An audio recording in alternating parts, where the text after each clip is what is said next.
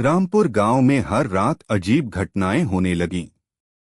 कभी किसी के घर के बाहर खून के निशान मिलते, तो कभी रात में औरत के रोने की आवाज सुनाई देती।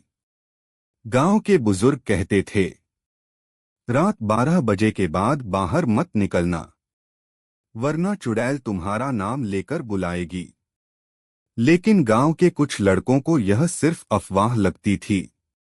उनमें से एक था अर्जुन, बहुत बहादुर लेकिन थोड़ा घमंडी।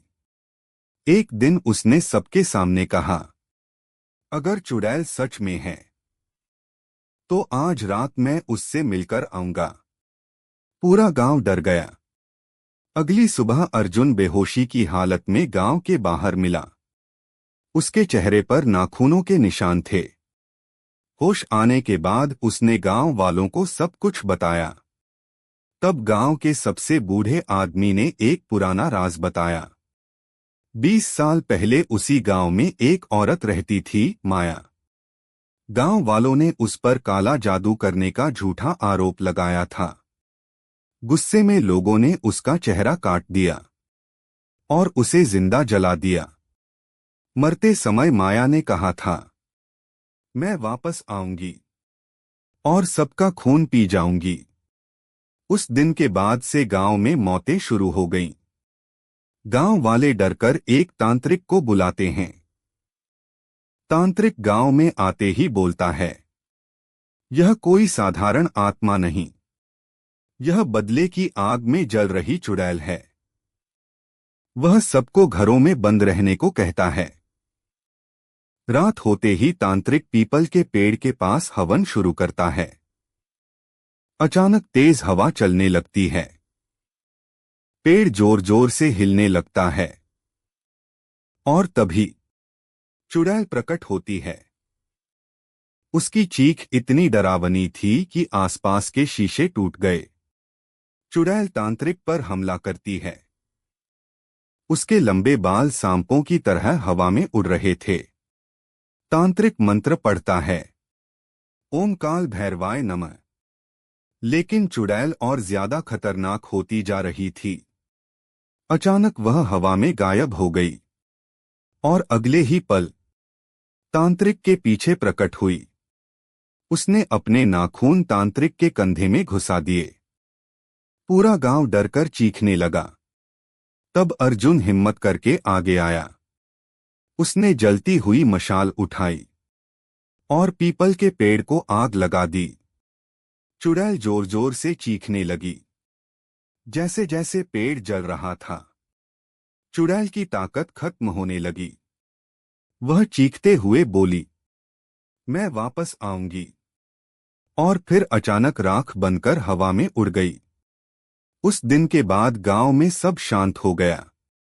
लेकिन आज भी रामपुर गांव में रात 12 बजे के बाद कोई उस जले हुए पीपल के पेड़ के पास नहीं जाता, क्योंकि लेकिन कुछ ही दिनों बाद रात में फिर वही रोती हुई आवाज सुनाई देने लगी, बचाओ, मुझे बचाओ। जो भी उस आवाज के पीछे जाता वह गायब हो जाता। गांव वालों को लगा चुड़ैल वापस आ गई है। लेकिन इस बार सच्चाई उससे भी ज्यादा खतरनाक थी। नया शैतान। एक रात अर्जुन और गांव वाले पीपल के जले हुए पेड़ के पास पहुंचे। अचानक जमीन कांपने लगी। पेड़ के पीछे से एक लंबा काला साया बाहर आया। उसकी आंखें लाल आग जैसी थीं। चेहरा आधा जला हुआ और हाथों में इंसानों की हड्डियां थीं। वह कोई इंसान नहीं था, वह था उस चुड़ैल का शैतानी भाई कालदेव। मौत की आवाज। कालदेव रात में औरत की रोती हुई आवाज निकालता था। लोग मदद समझकर उसके पास पहुंचते और फिर वह उनका खून पी जाता। गांव में हर रात किसी न किसी के गायब होने की खबर आने लगी। बच्चे रोने लगे और लोग घरों में कैद हो गए। अर्जुन की वापसी। अर्जुन समझ गया कि यह साधारण आत्मा नहीं, वह उसी पुराने तांत्रिक के पास गया। तांत्रिक ने डरते हुए कहा, कालदेव इंसानों की आत्मा खाकर और ताकतवर हो जाता है। उसे रोकना बहुत मुश्किल है। तांत्रिक ने अर्जुन को एक शापित तलवार दी। आखिरी सामना। रात 12 बजे अर्जुन अकेले जंगल पहुंचा। चारों तरफ धुंध थी।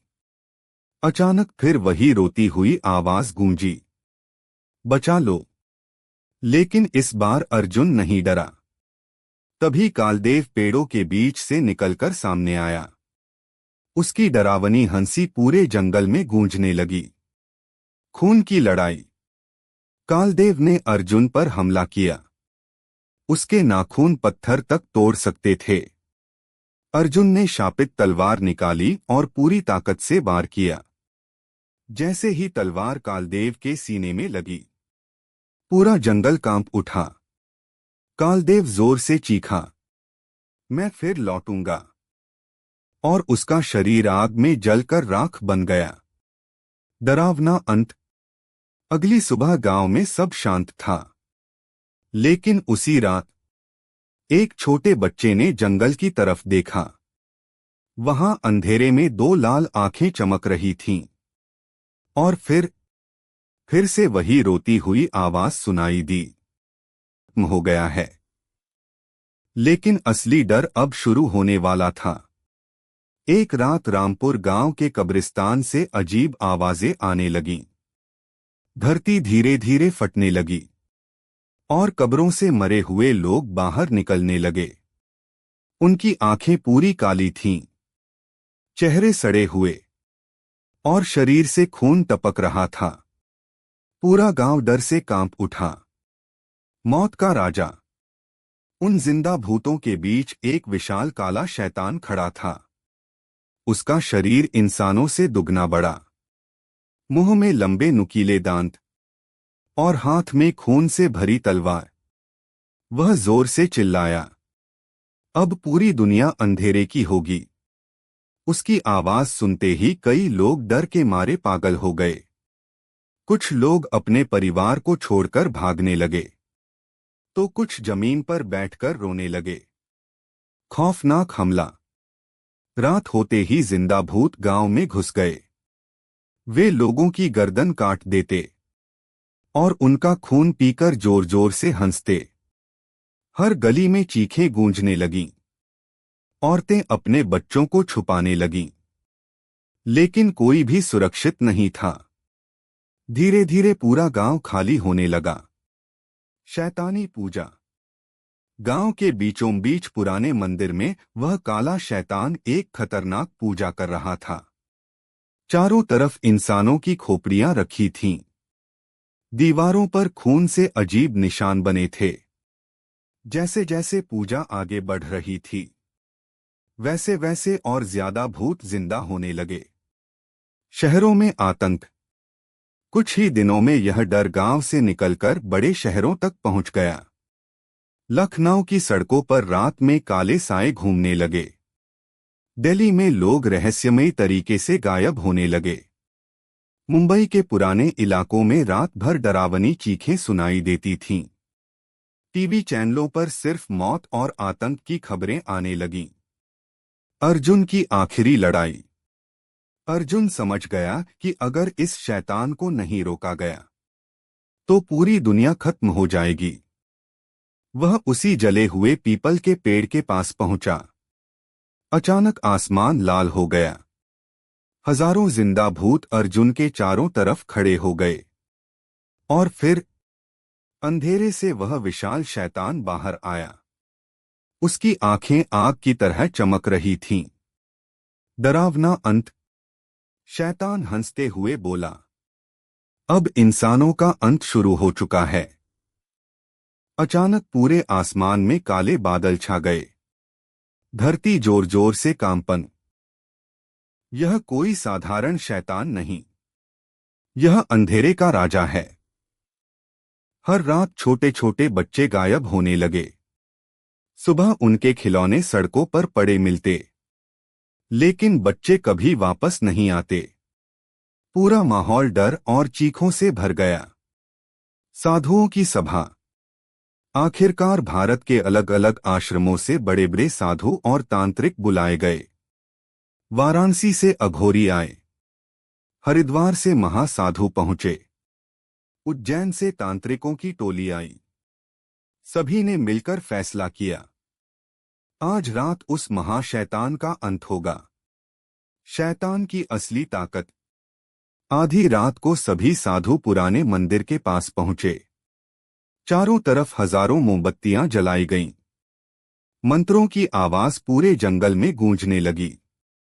अचानक जमीन कांपने लगी और फिर काले धुएं के बीच वह विशाल शैतान प्रकट हुआ।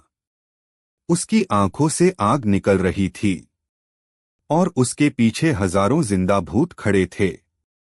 साधुओं ने एक साथ अपने मंत्र शुरू किए, लेकिन तभी शैतान जोर से हंसा। तुम सब मेरी शक्ति के सामने कुछ भी नहीं।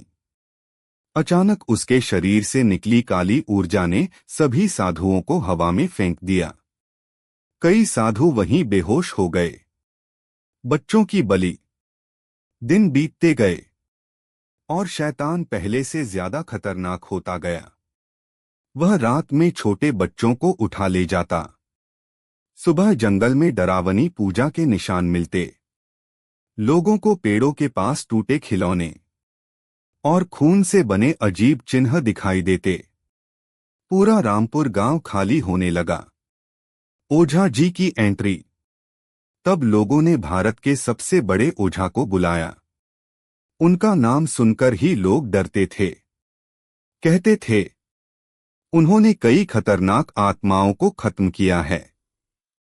ओझा जी गांव पहुंचते ही समझ गए, यह लड़ाई साधारण नहीं है। उन्होंने गांव के बीचों बीच बहुत बड़ी पूजा शुरू की। चारों तरफ अग्नि जलाई गई। सैकड़ों लोग मंत्र जपने लगे।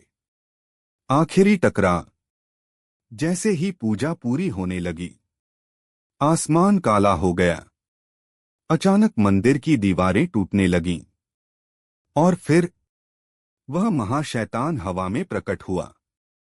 उसकी डरावनी चीख सुनकर